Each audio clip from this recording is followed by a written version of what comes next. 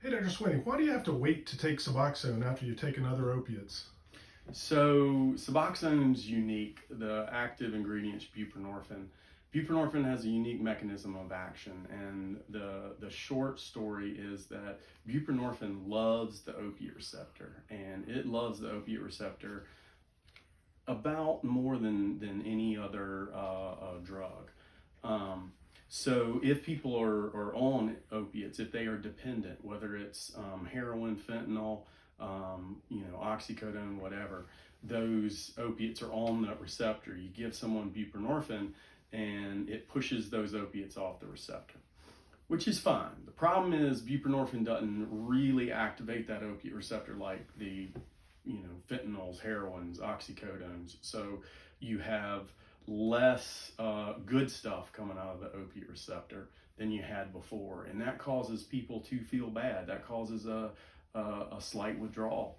And depending on how much is pushed off will depend on how much of this, what we call precipitated withdrawal, occurs. We've worked with different ways to do induction so that we can get people onto Suboxone or buprenorphine faster, because the delays in getting people to hold, to be opiate free for 24 hours is tough. People feel like they're dying when they're in opiate withdrawal. So getting people onto Suboxone has been the biggest problem. There's protocols now to do what's called microinduction of Suboxone or buprenorphine, and that's where you use very small doses of Suboxone and you gradually increase the dose so that you can slowly get the other opiate off the receptor without having withdrawal symptoms. There's good studies on that.